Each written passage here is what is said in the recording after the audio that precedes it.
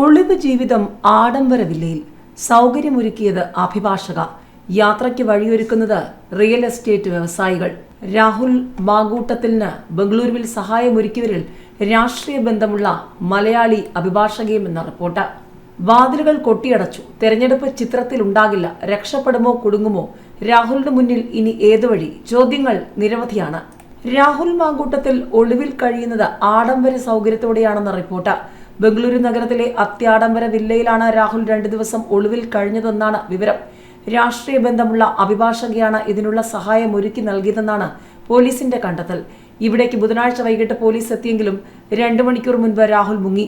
രാഹുലിന് സഹായമൊരുക്കുന്നത് കർണാടകയിൽ നിന്നുള്ള കോൺഗ്രസ് നേതാക്കളാണെന്ന് നേരത്തെ അഭ്യൂഹം പരന്നിരുന്നു. രാഹുലിന്റെ കാർ എത്തിച്ചു നൽകുന്നതും യാത്രക്കുള്ള വഴികൾ കണ്ടെത്തുന്നതും ബംഗളൂരുവിലെ റിയൽ എസ്റ്റേറ്റ് വ്യവസായികളായ ചിലരാണെന്ന് പോലീസിന് ലഭിക്കുന്ന വിവരം. ആഡംബര റിസോർട്ടിലെ താമസത്തിന് പിന്നിലും ഇവരുണ്ട്. സുരക്ഷ ഒരുക്കിയ പലരെയും പോലീസ് നേരിൽ കണ്ട് ചോദ്യം ചെയ്തു. ഇതോടെ ഇനി ഇവരുടെ സഹായം കിട്ടില്ലെന്നാണ് കരുതുന്നത്. മറ്റു വഴികളില്ലാതെ രാഹുൽ കീഴടങ്ങുമെന്ന് തന്നെയാണ് പോലീസിന്റെ കണക്കുകൂട്ടൽ. പലതവണ മൊബൈലും കാറും മാറി മാറി ഉപയോഗിച്ചാണ് രാഹുൽ ഒളിവിൽ കഴിയുന്നത്. CCTV ക്യാമറകളുള്ള റോഡുകൾ പരമാവധി ഒഴിവാക്കി സുഹൃത്തായ യുവനടിയുടെ ചുവന്ന പോളോ കാറിൽ പൊള്ളാച്ചിയിലെത്തി അവിടെ നിന്നും മറ്റൊരു കാറിൽ കോയമ്പത്തൂരിലേക്ക് പോവുകയായിരുന്നു. പിന്നീട് കർണാടക തമിഴ്നാട് അതിർത്തിയായ ബംഗളൂരുവിലെത്തി അവിടുത്തെ റിസോർട്ടിൽ ഒളിവിൽ കഴിഞ്ഞു. ഇവിടേക്ക് അന്വേഷണ സംഘം എത്തുന്നുവെന്ന വിവരം അറിഞ്ഞാണ് രാഹുൽ ബംഗളൂരിലേക്ക് പോയത്. രാഹുലിന് വാഹനം എത്തിച്ചു നൽകുന്നതും യാത്രയ്ക്കുള്ള വഴികൾ കണ്ടെത്തുന്നതും ബംഗളൂരുവിലെ കോൺഗ്രസ് ബന്ധമുള്ള റിയൽ എസ്റ്റേറ്റ് വ്യവസായികളായ ചിലരാണെന്നാണ് പോലീസിന് ലഭിക്കുന്ന വിവരം. ഏതായാലും അന്വേഷണ സംഘം ബംഗളൂരുവിൽ തുടരുകയാണ്. ബലാത്സംഗ കേസിൽ മുൻകൂർ ജാമ്യാപേക്ഷ തള്ളിയതിന് പിന്നാലെ കോൺഗ്രസ് പാർട്ടിയിൽ നിന്നും പുറത്താക്കപ്പെട്ട രാഹുൽ മാങ്കൂട്ടത്തിന് മുന്നിലുള്ള വഴികൾ ഇനി എന്തൊക്കെയാണ്? 9ാം ദിവസവും പോലീസിനെ വെട്ടിച്ച് ഒളിവിൽ തന്നെ കഴിയുന്ന രാഹുൽ ഇനി ഏതു വഴിയിലേക്ക് പോകും?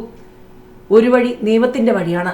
ഹൈക്കോടതിയെ സമീപിക്കാം. തിരുവനന്തപുരം പ്രിൻസിപ്പൽ സെഷൻസ് കോടതി മുൻകൂർ ജാമ്യ ഹർജി തള്ളിയ സാഹചര്യത്തിൽ ഹൈക്കോടതിയിൽ മുൻകൂർ ജാമ്യത്തിനായി അപേക്ഷിക്കുക എന്നതാണ് രാഹുൽ മാങ്കൂട്ടത്തിന് മുന്നിലുള്ള ഉടനടിയുള്ള നിയമപരമായ വഴി.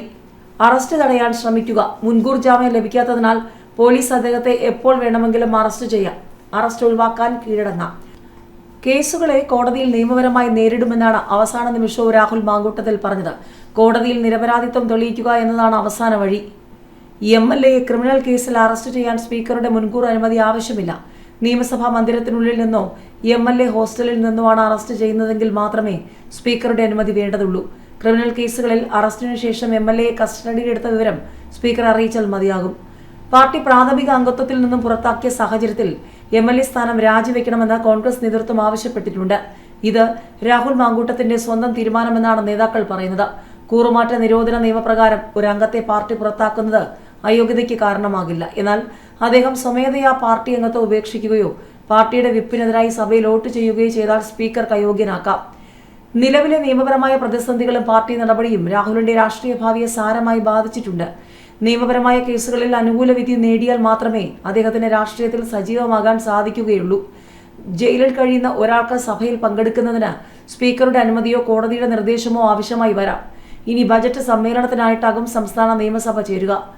MLAയെ ഏതെങ്കിലും കുറ്റകൃത്യത്തിൽ കുറ്റക്കാരനാണെന്ന് കോടതി കണ്ടെത്തുകയും കുറഞ്ഞത് 2 വർഷമെങ്കിലും തടവ് ശിക്ഷ വിധിക്കുകയും ചെയ്താൽ ജനപ്രാതിനിധ്യ നിയമം 1951 പ്രകാരം MLA സ്ഥാനത്ത് നിന്നും അയോഗ്യനാക്കപ്പെടും.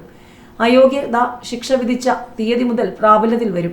എന്നാൽ ഈ നിയമസഭയുടെ കാലാവധി അവസാനിക്കാൻ മാസങ്ങൾ മാത്രം ശേഷിക്കെ അതിനുള്ള സാധ്യത കുറവാണ്. ജയിൽ മോചിതനായാലും തുടർന്നും 6 വർഷത്തേക്ക് തെരഞ്ഞെടുപ്പിൽ മത്സരിക്കുന്നതിൽ നിന്നും വിലക്കുണ്ടാകും.